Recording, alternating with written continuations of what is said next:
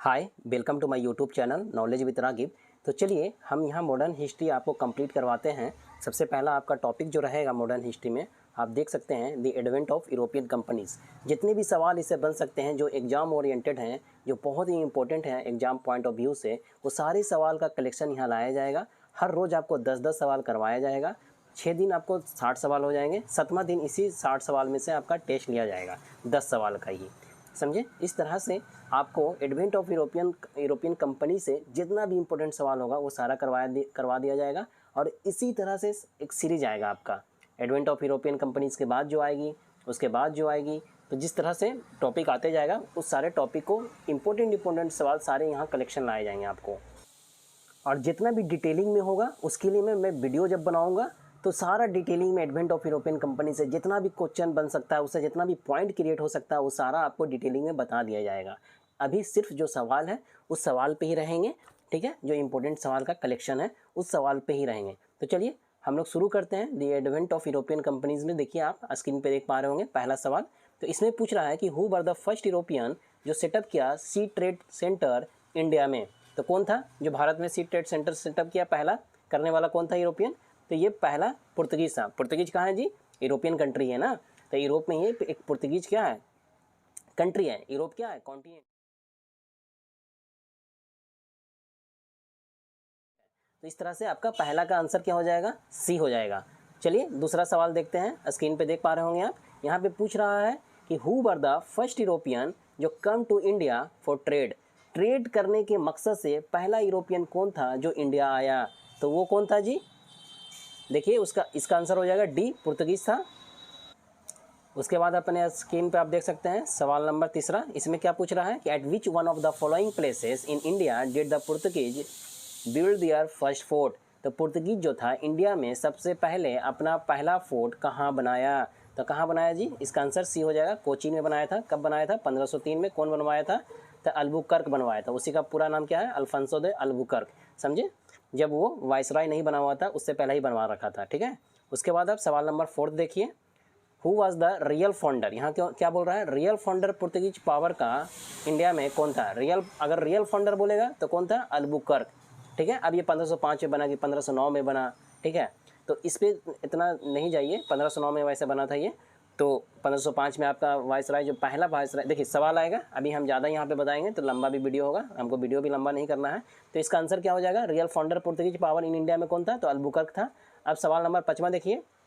यहाँ पूछ रहा है कि आपको मिलाना है कौन जो है ये सारे लोग कहाँ कौन से कंट्री से बिलोंग करते हैं। तो आप देखिए वास्को डी गामा आपको मालूम होगा कहाँ से बिलोंग करते हैं? पुर्तगाल से। तो ए का क्या होगा? दूसरा। यहाँ ऑप्शन देखिए, ए में सिर्फ दूसरा, बी में ही है। तो इसका आंसर क्या हो जाएगा? सही, बी हो जाएगा। बाकी आपको ऑप्शन चेक भी करने की जरूरत नहीं था।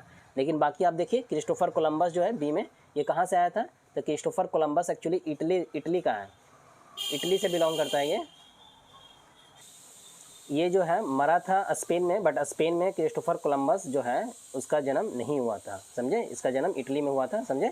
उसके बाद देखिए ये आपका बीपीएससी 69 में पूछा हुआ भी सवाल था कि क्रिस्टोफर कोलंबस कहाँ से बिलोंग करता है। तो ये इटली से बिलोंग करता है। यहाँ पे स्पेन दे दिया है।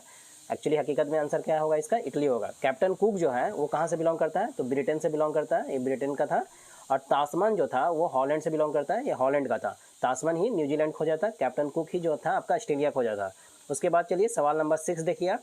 सवाल 6 में देख पा रहे होंगे, who among the following had welcomed.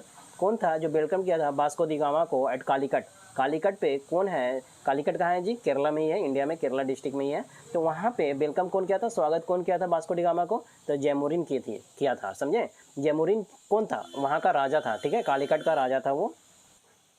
उसके बाद आप सवाल नंबर 7 देख सकते हैं। Who was the first Portuguese viceroy in India. पहला पुर्तगीज वाइसरॉय कौन था इंडिया में? तो ये अल्मीड़ा था, समझे। उसके बाद आप सवाल नंबर 8 देखिए। यहाँ पूछ रहा है कि who among the following visitor जो था इंडिया में did not belong to Portuguese country. कौन था जो पुर्तगीज से नहीं बिलोंग करता है, ठीक है। तो पुर्तगीज से कौन नहीं बिलोंग करता है? तो पीटर मुंडी बिलोंग नहीं करता है। ये पीटर मुंडी जो था शाहजहाँ के वक्त आया था, ये ब्रिटिश से बिलोंग करता है, ब्रिटेन का था ये, समझे। बाकी जो है बारबोसा वगैरह, डोमिनिगो पैस वगैरह, ठीक है ना, नूनीज वगैरह, ये सारा पुर्तगीज का था। अब ये कौन से पीरियड में आया था बारबोसा? तो जब मैं इंडिविजुअल क्लास लाऊंगा, जब पढ़ाऊंगा, तो वहाँ पे एडवेंट ऑफ यूरोपियन से जितने भी पॉइंट निकल सकते हैं वो सारा को कलेक्शन करके आपको बता दिया जाएगा। यहाँ पे बताएंगे तो वीडियो लंबा होगा, जो कि मेरा बिल्कुल भी वो मकसद नहीं है। चलिए अब सवाल नंबर 9 में देखते हैं।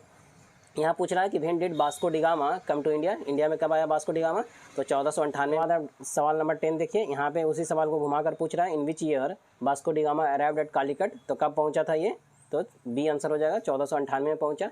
देखिए वास्को डी गामा जो था आपका अफ्रीका जो कॉन्टिनेंट है उसमें साउथ अफ्रीका जो कंट्री है उसका सबसे साउथ मोस्ट पॉइंट जो है, ठीक है, इसका अटैच कर देंगे फोटो में। साउथ मोस्ट इसी को क्या बोलते हैं जी, केप ऑफ गुड होप बोलते हैं, समझे, केप ऑफ गुड होप बोलते हैं, केप ऑफ, ठीक है, गुड होप।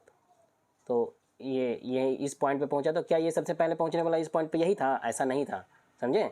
बार्थोलोम्यू डियाज पहुंचा कि नहीं, तो वो जब इंडिविजुअल क्लास लाएंगे तो वहाँ पे आपको बताएंगे।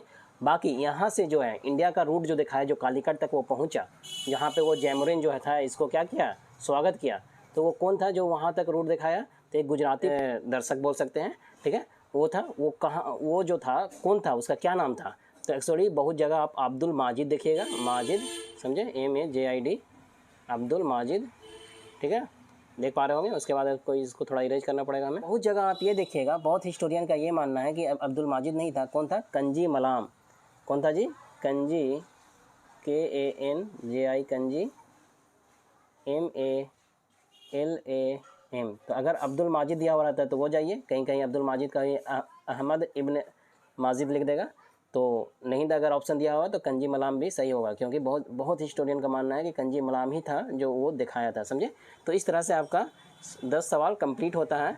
Thanks for watching. अगर ये वीडियो आपको पसंद आई हो तो please like, share and subscribe. Actually बहुत ज़्यादा पीप आपको होता है तो आई थिंक मेरे को रात में ही शूट करना पड़ेगा। Hi, welcome to my YouTube channel knowledge with Ragib. तो चलिए हम लोग आगे प्रोसीड करते हैं। मॉडर्न हिस्ट्री देख रहे थे, the advent of European companies देख रहे थे। इसमें चलिए आज पार्ट 3 लेक्चर आपका रहेगा। चलिए डायरेक्ट हम लोग सवाल पे स्विच करते हैं। तो आप स्क्रीन पे अपना सवाल देख पा रहे होंगे। तो देखिए, which one of the following was the emperor of India, कौन था जो इंडिया का उस वक्त इम्पेरर था, वो इंडिया का उस वक्त राजा कौन था जब ब्रिटिश ईस्ट इंडिया कंपनी जो था फॉर्म्ड हुआ था लंदन में। जब लंदन में British east India company formed हुआ तो उस वक्त जो था इम्पेरर का नाम बताना था कि इंडिया में कौन था, तो अकबर ही था जो उस वक्त इम्पेरर था, राजा था। इसका जो रूलिंग पीरियड रहा है ये 1556 से लेकर 1605 रहा है, ये याद रखना है क्योंकि ये फ्रिक्वेंटली कभी कभी सवाल आपको देखने को मिल जाता है। 1605 में ये मरा था, समझे। उसके बाद यहाँ पे एक पॉइंट और देखिएगा, देखिए जो कंपनी जो है ना, ब्रिटिश ईस्ट इंडिया कंपनी जो है, ये नाम किससे, ये ईस्ट इंडिया कंपनी जो बोल रहे हैं ये पॉपुलर हुआ, कौन सा नाम, तो United Company of Merchant of England trading to the East Indies, ये जो था यही ईस्ट इंडिया कंपनी से पॉपुलर हुआ था, समझे। स्टार्टिंग में यूनाइटेड कंपनी नहीं बना था। स्टार्टिंग में जो बना था वो बना था क्या, जब ये लंदन में लोगों का जो मीटिंग हुआ था ना, लॉर्ड मेयर था, इसी के अध्यक्षता में ये मीटिंग हुई थी 1599 में लंदन में। तो उस वक्त जो नाम रखा गया था कंपनी का, वो नाम था governor and company of Merchant of London trading into east Indies. लेकिन सवाल पे मूव करते हैं। यहाँ देखिए, इसमें आपसे पूछा जा रहा है which of the following British company, कौन से ब्रिटिश की कंपनी जो थी गॉट द पहला charter permitting them to trade in India. तो चार्टर परमिशन किस जो मिला ट्रेड करने के लिए इंडिया में, वो पहला कौन ब्रिटिश कंपनी था जिसको ट्रेड करने के लिए चार्टर मिला कि जाओ तुम ट्रेड कर सकते हो इंडिया में, तो ये लीवेंट कंपनी था। इसको कहाँ से मिला था, तो इसको लैंड रूट से मिला था, ठीक है ना। फर्स्ट ये लैंड रूट के थ्रू है ये, लेकिन वही आंसर चेंज हो जाएगा जब सी रूट बोलेगा, समझे। और जब सी रूट बोलेगा आपका, समझे, देखिए यहाँ सी रूट, तो सी रूट में क्या होगा कि क्वीन एलिजाबेथ जो थी वही सी रूट के थ्रू 31 दिसंबर 1600 को कंपनी को परमिशन दी, ठीक है ना, ईस्ट इंडिया कंपनी को वहाँ पे दी, ठीक है ना। जो कि वही कंपनी 1702 में क्या किया, बोला कि अब हम 7 साल तक करने के बाद ये कंपनी ख़त्म करेंगे, ठीक है, डिस्पोज करेंगे और मिलकर फिर काम करेंगे। उसी का फिर वो मिलकर जो बना तो यूनाइटेड कंपनी ऑफ मर्चेंट नाम हुआ और यही फिर फेमस हुआ ईस्ट इंडिया कंपनी के नाम से, समझे। तो सी रूट में बोलेगा तो क्या लिवेंट कंपनी होगी, नहीं, लिवेंट कंपनी नहीं होगी। यहाँ देखिए सवाल number 23, the secret of success of east India company in India, क्यों ईस्ट इंडिया कंपनी इंडिया में सक्सेस हो पाया, इसके पीछे क्या राज था। तो इसके पीछे राज था कि absence of nationalism in India. India में नेशनलिज्म था ही नहीं लोगों में, इंडिया के पीपल जो थे, इंडिया के लोग जो थे, उसमें नेशनलिज्म का भाव ही नहीं था। इसकी वजह से वो सक्सेस हो पाया। उसके बाद सेकंड देखिए, the company army received western training and they had modern arms. तो सही बात है, ब्रिटिश वाले जो लोग थे, तो वहाँ उन लोग का जो वेस्टर्न ट्रेनिंग मिल रखा था, मॉडर्न आर्म्स था, इसलिए भी सक्सेस हो पाए वो, समझे। अब Indian soldiers lagged fidelity. Fidelity मतलब क्या होता है जी, भरोसेमंद, लेकिन यहाँ पे लैग फिडिलिटी थी, भरोसेमंद नहीं था। क्यों? क्योंकि देखिए कंसिक्वेंटली द वन जो भी पेड करता था ज़्यादा सफिशिएंट, तो उसके तरफ वो चला जाता था, समझा, इस तरह का था। The one who paid them sufficient could have them on his service, तो वो उनके साइड चला जाता था। इस वजह से क्या हो गया कि ऑल ऑफ द एबव इसका सही आंसर हो जाएगा, समझे। क्योंकि इंडियन सोल्जर लैग्ड फिडिलिटी, उसके अंदर अपना वाला भाव नहीं था। एक होता है ना कि हम इनके लिए कर रहे हैं, तो अपना एक होना चाहिए कि हमारा जो ओरिएंटेशन होना चाहिए उन्हीं के टुवर्ड्स होना चाहिए। बट यहाँ पे ऐसा बिल्कुल भी नहीं था। जहाँ पे जितना ज़्यादा पैसा मिल रहा था वो उनकी ओर भी झुक जा रहे थे। चलिए अब नेक्स्ट सवाल पे मूव करते हैं। 24 सवाल देख सकते हैं आप अपने स्क्रीन पे। यहाँ पूछ रहा है which one of the following is the correct statement. आपको करेक्ट स्टेटमेंट बताना था, ठीक है। यदि modern Kochi was a Dutch colony till India का इंडिपेंडेंस। तो ये जो मॉडर्न कोची है वो डच का कॉलोनी रहा था क्या इंडिया के इंडिपेंडेंस तक? तो नहीं, ये स्टेटमेंट गलत है। कैसे गलत है आगे बताएंगे हम आपको। देखिए, the Dutch defeated the Portuguese and build fort. Dutch जो था वो पुर्तगीज को हराया और बनाया फोर्ट, कहाँ? मॉडर्न कोची में। तो ये स्टेटमेंट सही है। उसके बाद देखिए, दी कब बनाया था ये? 1663 में हराया और बनाया, समझे, 1663 में। उसके बाद देखिए, दी modern Kochi was first Dutch colony before the Portuguese took over from them. तो ऐसा बिल्कुल भी नहीं था। पहले जो मॉडर्न कोची है वो डच का कॉलोनी नहीं था, वो पहले पुर्तगीज का कॉलोनी था, ठीक है। तो ये भी स्टेटमेंट गलत हो गया। और दी modern Kochi never become a part of the British colony. तो ये भी स्टेटमेंट क्या है? गलत है। ये ब्रिटिश कॉलोनी का भी क्या हुआ? पार्ट रहा है। कब? 1814 में। 1814 में ये ब्रिटिश कॉलोनी का भी पार्ट रहा है मॉडर्न कोची, समझे। तो ये स्टेटमेंट समझ में आया। जैसे यहाँ पे बोल रहा था कि डच कॉलोनी टिल इंडिया के इंडिपेंडेंस तक। कब इंडिया इंडिपेंडेंस हुआ जी? 1947। तो यहाँ आपको क्या पता चल रहा है कि 1814 में तो ब्रिटेन के पास ही आ गया, तो टिल इंडिपेंडेंस तक तो हो ही नहीं पाएगा। तो इसलिए इसका भी अब वजह समझ पाएँ। तो इस तरह से आपका आंसर सिर्फ बी हो जाएगा, समझे। चलिए नेक्स्ट सवाल पे मूव करते हैं। यहाँ देख सकते हैं आप, यहाँ पूछ रहा है कि the Dutch east India company establish it's factory eight Patna in which year.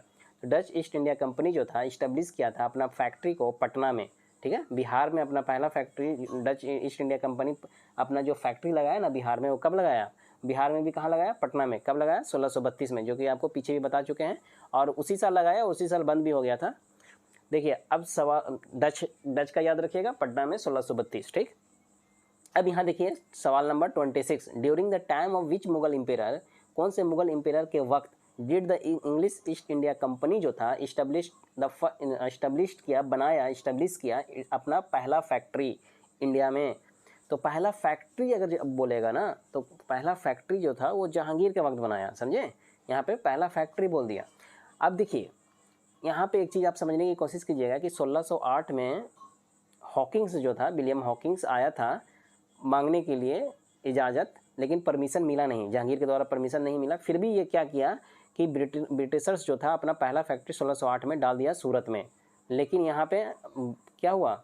अब यहाँ पे परमिशन मिला नहीं था, इसलिए जहांगीर अनबन किया, ठीक है। फिर वो क्या किया, इन लोग भागा, 1611 में डाल दिया अपना साउथ इंडिया में। 1613 में इसको परमिशन जब मिला, तब फिर ये परमानेंट फैक्ट्री अपना कहाँ डाला है? परमानेंट फैक्ट्री ऐसे इसका कहाँ है? यहीं है, सूरत में। किसका? ये आपका ब्रिटेन का परमानेंट फैक्ट्री सूरत में है, जो कि 1613 में है। ये जो 1611 में डाला उसको टेम्प्रोरी बोलते हैं, या फिर उसको बोलते हैं कि साउथ इंडिया में पहला। लेकिन अगर परमानेंट ओवरऑल बोलेगा ना, तो आपको 1613 यही मारना है, समझे।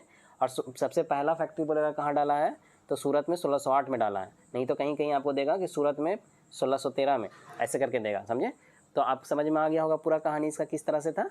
अब देखिए आगे अब सवाल पे मूव करते हैं। देखिए सवाल नंबर 27, इसमें पूछ रहा है आपको कि द पहला फैक्ट्री, द फर्स्ट फैक्ट्री किसका? ईस्ट इंडिया कंपनी का जो इस्टेब्लिश किया गया था वो कहाँ किया गया था? आ गया ना। तो सबसे पहला फैक्ट्री ये सूरत में डाला 1608 में। ये क्या था? परमानेंट नहीं था, नॉन परमानेंट था, क्योंकि यहाँ से भगाया। और परमानेंट आगे फिर कब डाला? 1613 में। लेकिन पहला फैक्ट्री ये यहीं डाला है, समझे। 1611 में भी तो डाला ना मछलीपट्टनम में, लेकिन ये पहला नहीं है। पहला फैक्ट्री ईस्ट इंडिया कंपनी जो डाला, इस्टेब्लिश किया, वो कहाँ किया, तो सूरत में किया। क्यों? क्योंकि 1608 में तो डाल दिया था ना, भले ये परमानेंट नहीं था, नॉन परमानेंट था, लेकिन 1608 में ही डाला। परमानेंट 1613 में, ओवरऑल भी परमानेंट बोलेगा तो यही, यहाँ पे भी ये टेम्पोररी ही माना जाता है 1611 में जो डाला है, समझे। अब चलिए नेक्स्ट सवाल पे मूव करते हैं। सवाल नंबर 28 देखिएगा। यहाँ पूछ रहा है in the first quarter of the 17th century, 17th century के पहला क्वार्टर में, मतलब 1625 तक, 1625 से पहले 1625 तक, 1600 से, ठीक है। इसको क्या बोलते हैं कि पहला क्वार्टर हो गया 17th सेंचुरी का। In which of the following was bar the factory of the English East India Company located. तो ये जो ईस्ट इंडिया कंपनी जो था वो अपना फैक्ट्री जो डाला वो कहाँ कहाँ डाला, तो देखिए बरौच में डाला अपना कंपनी, तो ये केवल एक सही हो जाएगा, समझे।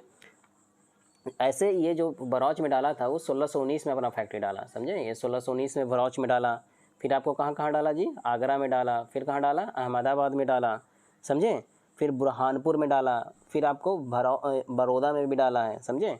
बाकी ये जो अपना हरिहरपुर में हो गया या बालासोर में हो गया, ठीक है, बालासोर कहाँ, उड़ीसा में, तो ये 1633 में वहाँ पे डाला। हुगली में भी डाला है, 1651 में डाला है, जो कि आप पीछे भी आपको बताए थे कि अपना पहला फैक्ट्री जो है वो कहाँ, अगर हम बात करते हैं ईस्ट इंडिया में, समझे, तो पहला फैक्ट्री ब्रिटिश लोग जो था अपने ईस्ट इंडिया कंपनी में उड़ीसा में 1633 में डाला, पहले भी बताया था आपको। तो इस हिसाब से अगर बोलता है कि सिर्फ 1 क्वार्टर, ठीक है ना, first quarter of 17th century बोलता है, तब 1619 में कहाँ कहाँ ये फैक्ट्री लगाया है, अहमदाबाद, आगरा में डाल दिया, उसके बाद बुरहानपुर में भी डाल दिया, बरौच में भी डाल दिया, बड़ौदा में भी डाल दिया, समझे। उसके बाद चलिए नेक्स्ट सवाल पे मूव करते हैं।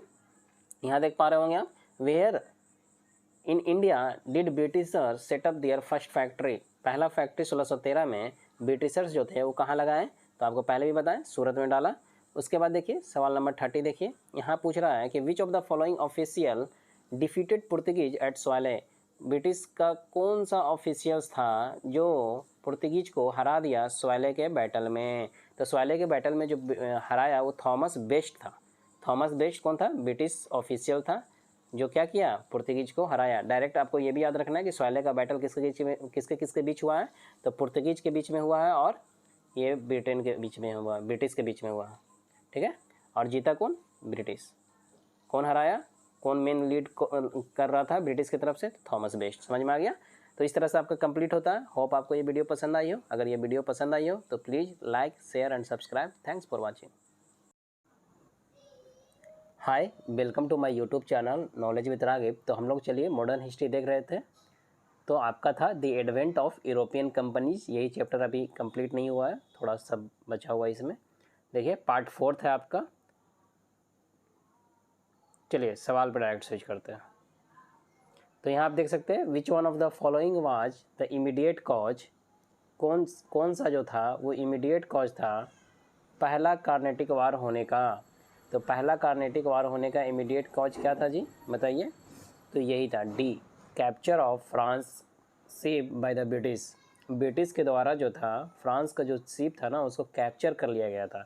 ब्रिटिश का जो कैप्टन बर्नेट था, ठीक है ना, बर्नेट, वही कैप्चर कर लिया था शिप को, जिसके वजह से क्या हुआ कि इमीडिएट कॉज बोले के बाद चलिए नेक्स्ट सवाल पे मूव करते हैं।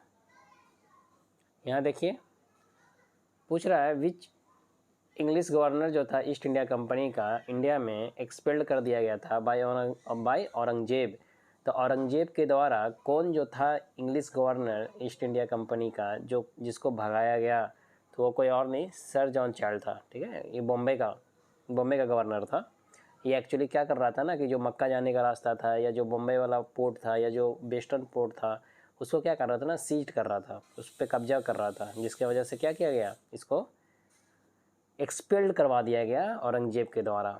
चलिए नेक्स्ट सवाल मूव करते हैं। यहाँ देखिए बोलता है कि Bombay was taken over by the east India company from. तो बॉम्बे जो है वो ले लिया गया था ईस्ट इंडिया कंपनी के द्वारा। किससे ले लिया गया था, ईस्ट इंडिया कंपनी के द्वारा। समझ में आ रहा है क्या बोल रहा है, Bombay was taken over by English East India company. English India, देखिए यहाँ पे क्वेश्चन को समझने की कोशिश कीजिएगा। जैसे क्या हुआ था कि पुर्तगीज जो था, जो आपका किंग चार्ल्स टू जो था ना, तो किंग चार्ल्स टू को पुर्तगीज का जो कैथरीन बर्गेंजा जो थी उसका शादी हुआ, किंग चार्ल्स II, ये इंग्लैंड का राजा था, इससे शादी हुआ। अब इससे जब शादी हुआ तो दहेज में इसको बम्बई मिला था, समझे। ये बम्बई जो था दहेज में पुर्तगीज के द्वारा इसको दिया गया था, ये 1661 में, और ये 1668 में सेल कर दिया, बेच दिया ईस्ट इंडिया कंपनी को। सेल कर दिया, बेच दिया मतलब वो एक किराए तौर पे दे दिया, 10 पाउंड का एनुअली उससे चार्ज लेता था ईस्ट इंडिया कंपनी से, और उसको दे दिया। तो जो बम्बई एक्चुअली जो था ना वो पुर्तगीज के द्वारा दिया गया था, समझे। तो इसका आंसर डी हो जाएगा। चलिए नेक्स्ट सवाल में मूव करते हैं। यहाँ देखिए, in the year 1613 where was the English East India company जो था give the permission to set up factory trading post. समझ में आ रहा क्या बोल रहा है।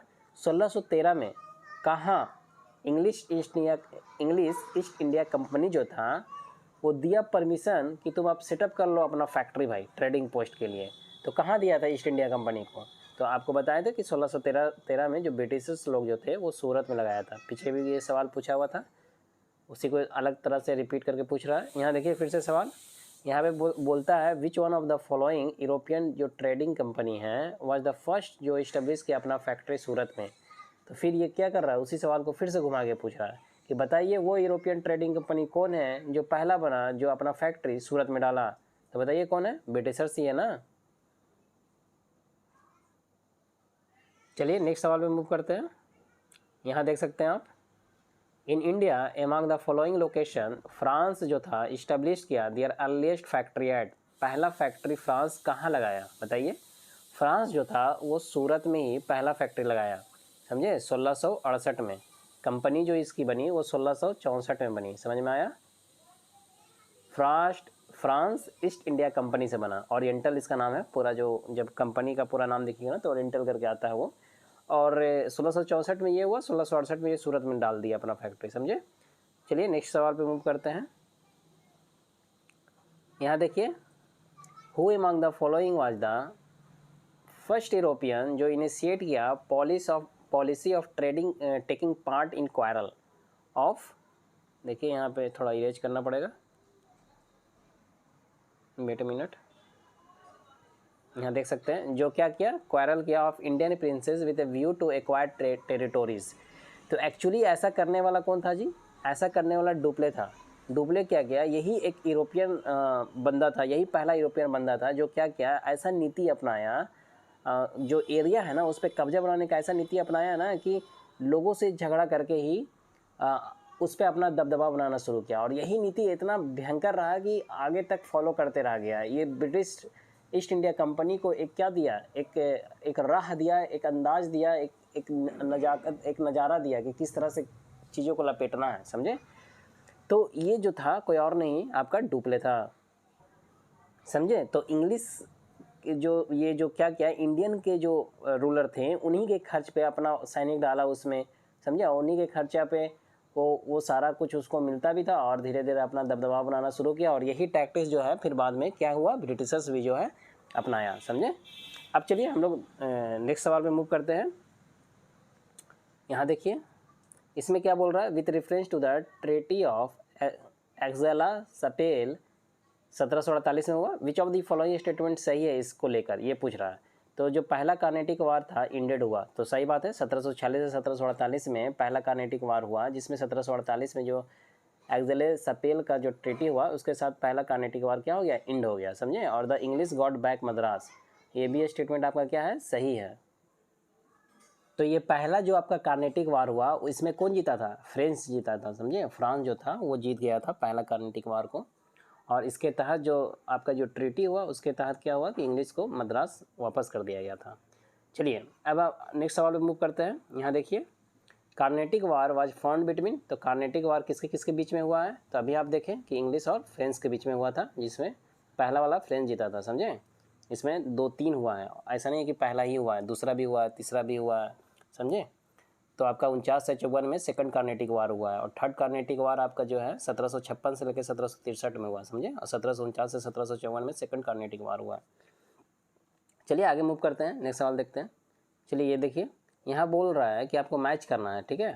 पहला कार्नेटिक वार जो है उससे क्या हुआ, तो पहला कार्नेटिक वार का रिजल्ट निकला कि इंडेड हो गया बाई ट्रीटी ऑफ एक्सेला सपेल से, ठीक है, 1748 में। उसके बाद थर्ड कार्नेटिक वार से क्या हुआ, तो थर्ड कार्नेटिक वार से आपका ये जो हुआ इंडेड हुआ बाय ट्रीटी ऑफ पेरिस से, समझे। थर्ड कार्नेटिक वार पेरिस से आपका इंड हुआ। और सेकंड कार्नेटिक वार जो है आपका, यहाँ देखिए सेकंड कार्नेटिक वार, इसका कोई निर्णय नहीं निकला था, इनकॉन्क्लूसिव हो गया, मतलब कोई निर्णय नहीं निकला था। और उसके बाद पहला जो मैसूर वार हुआ उसमें ब्रिटिशर्स का क्या हो गया था, हार हो गया था, हैदर अली जीत गया था, समझे। तो इस तरह से आपका ए का क्या हो जाएगा 4। अब यहाँ देखिए ए का 4 सिर्फ सी में है, तो आपका ये सी आंसर सही हो जाएगा। तो आपको हम बताएं कि फ्रेंच जो फैक्ट्री जो था वो अपना पहला कहाँ डाला, तो सूरत में डाला 1668 में।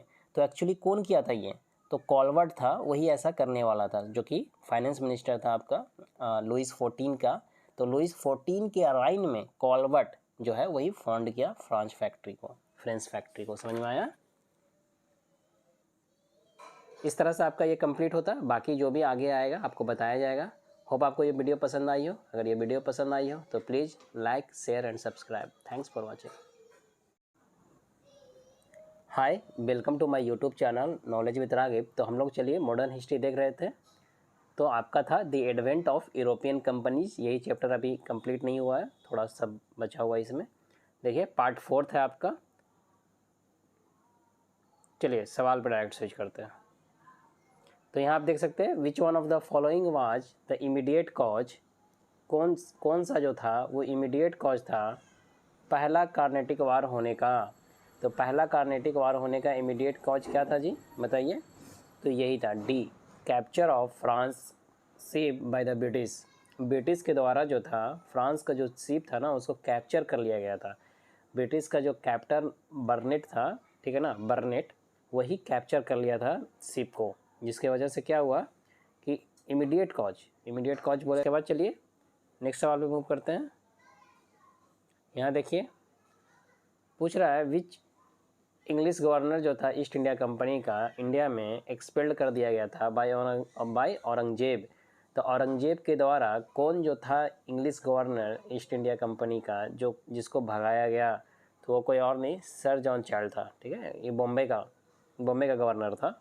ये एक्चुअली क्या कर रहा था ना कि जो मक्का जाने का रास्ता था या जो बॉम्बे वाला पोर्ट था या जो वेस्टर्न पोर्ट था उसको क्या कर रहा था ना, सीज कर रहा था, उस पर कब्जा कर रहा था, जिसके वजह से क्या किया गया, इसको एक्सपेल्ड करवा दिया गया औरंगजेब के द्वारा।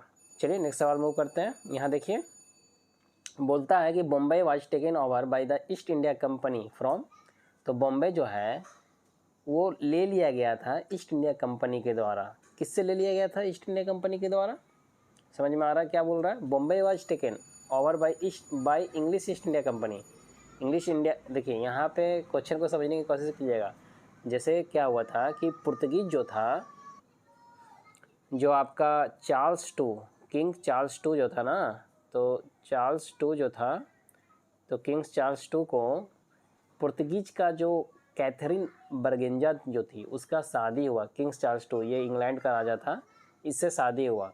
अब इससे जब शादी हुआ तो दहेज में इसको बॉम्बे मिला था, समझे। ये बॉम्बे जो था दहेज में पुर्तगीज के द्वारा इसको दिया गया था, ये 1661 में। और ये 1668 में सेल कर दिया, बेच दिया ईस्ट इंडिया कंपनी को। सेल कर दिया, बेच दिया, मतलब वो एक किराए तौर पे दे दिया, 10 पाउंड का एनुअली उससे चार्ज लेता था ईस्ट इंडिया कंपनी से और उसको दे दिया। तो जो बॉम्बे एक्चुअली जो था ना वो पुर्तगीज के द्वारा दिया गया था, समझे। तो इसका आंसर डी हो जाएगा। चलिए नेक्स्ट सवाल पे मूव करते हैं। यहाँ देखिए in the year 1613 where was the English East India company जो था give the permission to set up factory trading post. समझ में आ रहा क्या बोल रहा है। 1613 में कहाँ इंग्लिश ईस्ट इंडिया कंपनी जो था वो दिया परमिशन कि तुम आप सेटअप कर लो अपना फैक्ट्री भाई ट्रेडिंग पोस्ट के लिए। तो कहाँ दिया था ईस्ट इंडिया कंपनी को, तो आपको बताया था कि 1613 में जो ब्रिटिशर्स लोग जो थे वो सूरत में लगाया था। पीछे भी ये सवाल पूछा हुआ था, उसी को अलग तरह से रिपीट करके पूछ रहा है। यहाँ देखिए फिर से सवाल, यहाँ पे बोलता है which one of the following European जो ट्रेडिंग कंपनी है वाज द फर्स्ट जो इस्टेब्लिश किया अपना फैक्ट्री सूरत में। तो फिर ये क्या कर रहा है, उसी सवाल को फिर से घुमा के पूछ रहा है कि बताइए वो यूरोपियन ट्रेडिंग कंपनी कौन है जो पहला बना जो अपना फैक्ट्री सूरत में डाला। तो बताइए कौन है, ब्रिटिशर्स ही है ना। चलिए नेक्स्ट सवाल पे मूव करते हैं। यहाँ देख सकते हैं आप in India among the following location, France जो था इस्टेब्लिश किया देयर अर्लीस्ट फैक्ट्री एट, पहला फैक्ट्री फ्रांस कहाँ लगाया बताइए। फ्रांस जो था वो सूरत में ही पहला फैक्ट्री लगाया, समझे, 1668 में। कंपनी जो इसकी बनी वो 1664 में बनी, समझ में आया। फ्रांस ईस्ट इंडिया कंपनी से बना, ओरिएंटल इसका नाम है पूरा, जो जब कंपनी का पूरा नाम देखिएगा ना तो ओरिएंटल करके आता है वो। और 1664 में ये हुआ, 1668 में ये सूरत में डाल दिया अपना फैक्ट्री, समझे। चलिए नेक्स्ट सवाल पे मूव करते हैं। यहाँ देखिए, who among the following was the first European जो इनिशिएट किया policy of trading taking part in quarrel of, देखिए यहाँ पे थोड़ा इरेज करना पड़ेगा, वेट अ मिनट। यहाँ देख सकते हैं जो क्या किया, क्वारल किया of Indian princes with a view to acquire territories.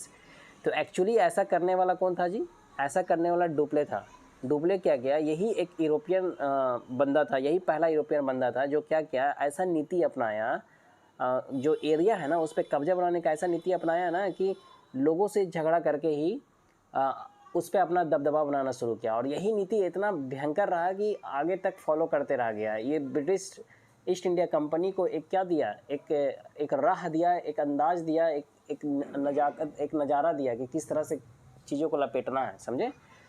तो ये जो था कोई और नहीं, आपका डुप्ले था, समझे। तो इंग्लिश जो ये जो क्या किया, इंडियन के जो रूलर थे उन्हीं के खर्च पे अपना सैनिक डाला उसमें, समझा, उन्हीं के खर्चा पे वो सारा कुछ उसको मिलता भी था और धीरे धीरे अपना दबदबा बनाना शुरू किया। और यही टैक्टिक्स जो है फिर बाद में क्या हुआ, ब्रिटिशर्स भी जो है अपनाया, समझे। अब चलिए हम लोग नेक्स्ट सवाल पे मूव करते हैं। यहाँ देखिए इसमें क्या बोल रहा है, with reference to the treaty of Aix-la-Chapelle 1748 में हुआ, which of the following statement सही है, इसको लेकर ये पूछ रहा है। तो जो पहला कार्नेटिक वार था इंडेड हुआ, तो सही बात है, 1746 से 1748 में पहला कार्नेटिक वार हुआ, जिसमें 1748 में जो एक्सेले-सपेल का जो ट्रीटी हुआ उसके साथ पहला कार्नेटिक वार क्या हो गया, इंड हो गया, समझे। और the English got back Madras, ये भी स्टेटमेंट आपका क्या है, सही है। तो ये पहला जो आपका कार्नेटिक वार हुआ इसमें कौन जीता था, फ्रेंच जीता था, समझे। फ्रांस जो था वो जीत गया था पहला कार्नेटिक वार को। और इसके तहत जो आपका जो ट्रीटी हुआ उसके तहत क्या हुआ कि इंग्लिश को मद्रास वापस कर दिया गया था। चलिए अब आप नेक्स्ट सवाल पे मूव करते हैं। यहाँ देखिए, कार्नेटिक वार वाज फॉर्म्ड बिटवीन, तो कार्नेटिक वार किसके किसके बीच में हुआ है, तो अभी आप देखें कि इंग्लिश और फ्रेंच के बीच में हुआ था, जिसमें पहला वाला फ्रेंच जीता था, समझे। इसमें 2-3 हुआ है, ऐसा नहीं है कि पहला ही हुआ है, दूसरा भी हुआ है, तीसरा भी हुआ है, समझे। तो आपका 49 से 54 में सेकंड कार्नेटिक वार हुआ है। और थर्ड कार्नेटिक वार आपका जो है 1756 से लेकर 1763 में हुआ, समझे। और 1749 से 1754 में सेकंड कार्नेटिक वार हुआ है। चलिए आगे मूव करते हैं, नेक्स्ट सवाल देखते हैं। चलिए ये देखिए, यहाँ बोल रहा है कि आपको मैच करना है, ठीक है।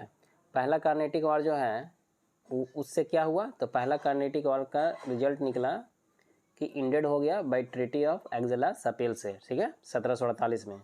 उसके बाद थर्ड कार्नेटिक वार से क्या हुआ, तो थर्ड कार्नेटिक वार से आपका ये जो हुआ इंडेड हुआ बाई ट्रीटी ऑफ पेरिस से, समझे। थर्ड कार्नेटिक वार पेरिस से आपका इंड हुआ। और सेकंड कार्नेटिक वार जो है आपका, यहाँ देखिए सेकंड कार्नेटिक वार, इसका कोई निर्णय नहीं निकला था, इनकॉन्क्लूसिव हो गया, मतलब कोई निर्णय नहीं निकला था। और उसके बाद पहला जो मैसूर वार हुआ उसमें ब्रिटिशर्स का क्या हो गया था, हार हो गया था, हैदर अली जीत गया था, समझे। तो इस तरह से आपका ए का क्या हो जाएगा, 4। अब यहाँ देखिए ए का 4 सिर्फ सी में है, तो आपका ये सी आंसर सही हो जाएगा। तो आपको हम बताएं कि फ्रेंच जो फैक्ट्री जो था वो अपना पहला कहाँ डाला, तो सूरत में डाला 1668 में। तो एक्चुअली कौन किया था ये, तो कॉलवर्ट था, वही ऐसा करने वाला था, जो कि फाइनेंस मिनिस्टर था आपका लुइस 14 का। तो लुइस 14 के अराइन में कॉलवर्ट जो है वही फाउंड किया फ्रेंच फैक्ट्री को, समझ में आया।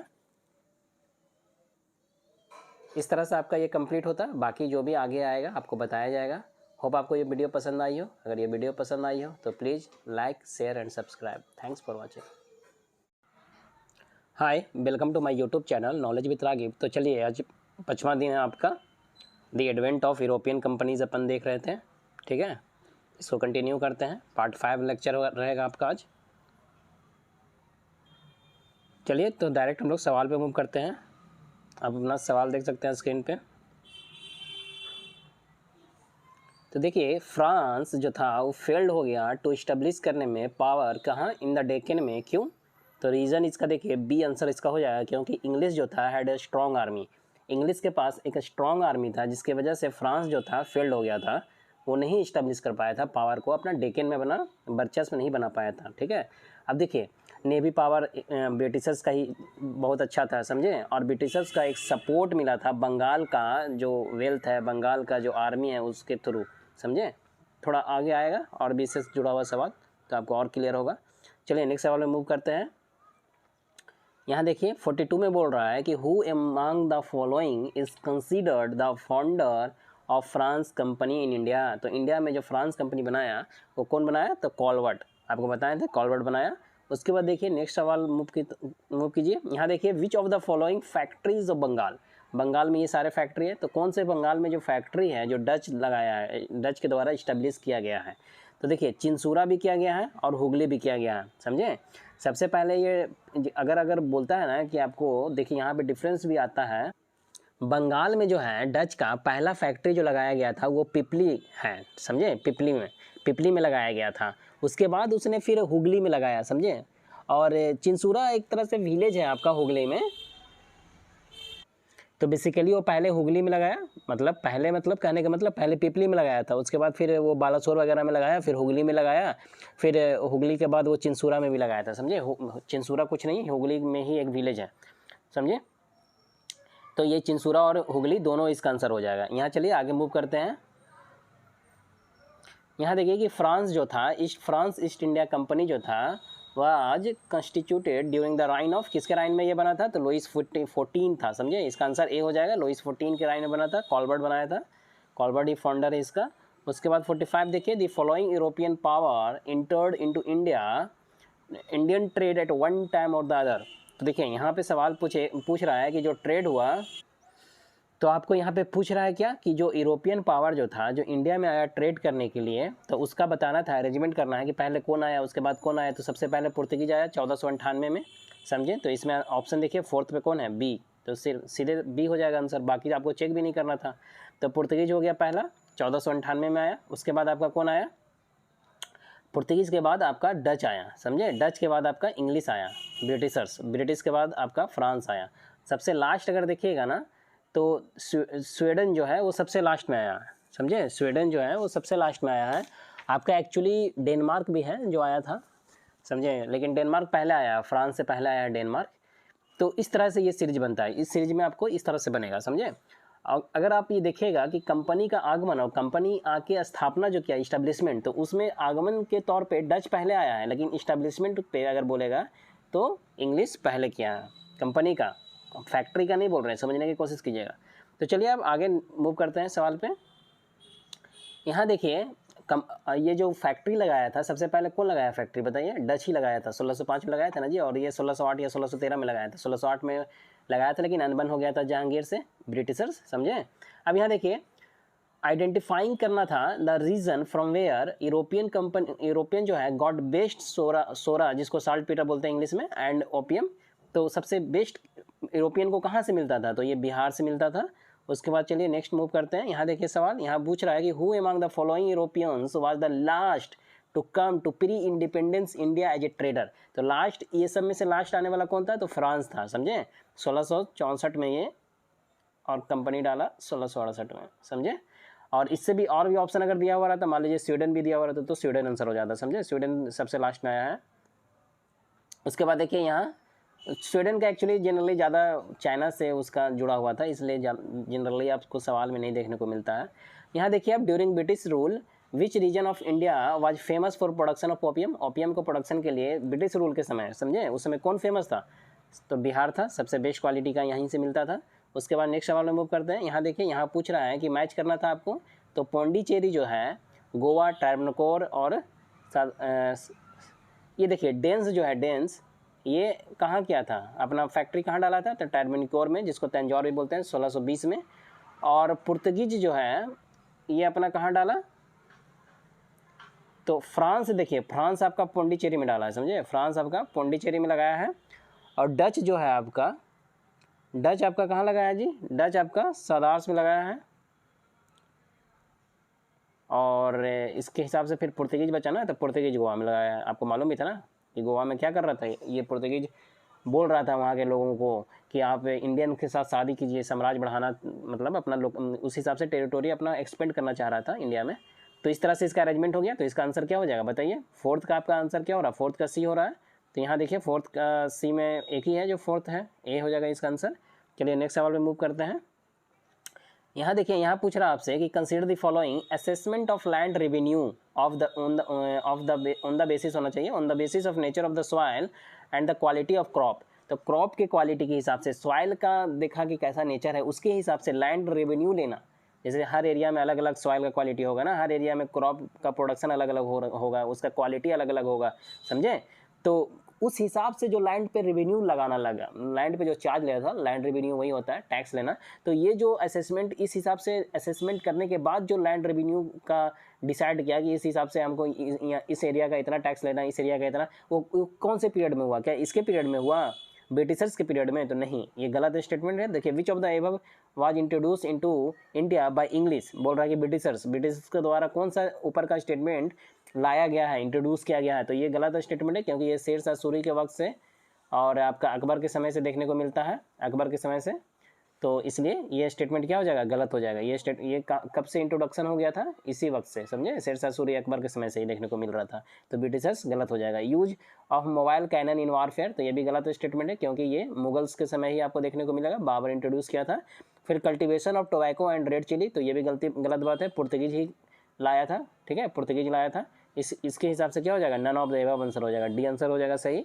चलिए नेक्स्ट सवाल में मूव करते हैं। यहाँ देखिए, यहाँ बोल रहा है कि with reference to the cause of the success of British and failure of the France in India, which of the following statement are correct. तो बोल रहा है कि बताइए क्या रीजन था कि ब्रिटिश सक्सेस हो गया और फ्रांस फेल हो गया इंडिया में। तो इसके पीछे रीजन क्या था? तो देखिए यहाँ पे रीजन, यहाँ बोल रहा है कि getting huge wealth and manpower from conquest of Bengal by British. तो सही बात है, ब्रिटिश का बहुत ज़्यादा सपोर्ट मिला था वेल्थ तौर पे भी और मैन पावर के तौर पे भी बंगाल से, इस वजह से ये जीत पाया। तो ये सही बात है। और नावल में सुपरियरिटी थी ब्रिटिश का, तो ये भी सही बात है, क्योंकि जब कार्नेटिक वार जो हुआ था, तो कार्नेटिक वार में, अरे यार क्या इतना ज़्यादा क्रॉस होता है ना यहाँ पे गाड़ी। देखिए एक्चुअली मेरा माइंड भी जो है ना कभी कभी डाइवर्ट हो जाता है, इस वजह से आप देखते होंगे कहीं कहीं पे क्या हो जाता है ना, बोलने का कुछ बोला जाता है कुछ। यहाँ देखिए, novel superiority of the British जो होता है, ब्रिटिश का नावल सुपरियरिटी थी। इसका आंसर क्या होगा आपका? कि बोथ हो जाएगा 1 और 2। तो सक्सेस होने के पीछे रीजन इसका वही था कि बंगाल का सपोर्ट मिला वेल्थ के तौर पे भी और मैन पावर के तौर पे भी, और ब्रिटिश का जो नावल सुपरियरिटी थी वो बहुत अच्छा थी फ्रांस से, जिसके वजह से ये सक्सेस पाया, ठीक है, कौन? ब्रिटिश। तो इस हिसाब से आपका आंसर सी हो गया। और इस हिसाब से आपका क्या होता है कि ये पूरा का point of European companies complete होता है। तो ऑलमोस्ट आपका 38 to 40 मिनट में कंप्लीट हुआ होगा, ठीक है ना, या 45 मिनट में। लेकिन अगर इसका फास्ट फॉरवर्ड में अगर आपको देखना है तो आप जाके दूसरा लेक्चर देख सकते हैं, अपलोड होगा घटना चक्र के नाम से। यहाँ पे सिर्फ सवाल को अच्छे से थोड़ा स्लो पेस में करवाया गया है, वहाँ पे मात्र 19 मिनट लगा होगा। 19 मिनट में पूरा आपका इस जो आपका है the advent of European companies जो है उसको कंप्लीट करवाया गया है। यहाँ पे ऑलमोस्ट आपको 40 मिनट में कंप्लीट हुआ है, लेकिन यहाँ पे आपको सवाल के तौर पे अच्छे से करवाया गया है। वहाँ पे भी फास्ट फॉरवर्ड में अच्छे से ही करवाया गया है। अगर आपका इतना माइंड है तो जाके वहाँ पे आप देख सकते हैं, ग्रास्प कर सकते हैं। इतना भी फास्ट नहीं है, थोड़ा लिटिल बिट फास्ट है। वहाँ पे एक अरेंजिंग फॉर्म में करवाए हैं, यहाँ पे क्या है ना कि हर स्लाइड के फॉर्म में करवाया गया है। होप आपको वीडियो पसंद आई हो। अगर ये वीडियो पसंद आई हो तो please like, share and subscribe. Thanks for watching.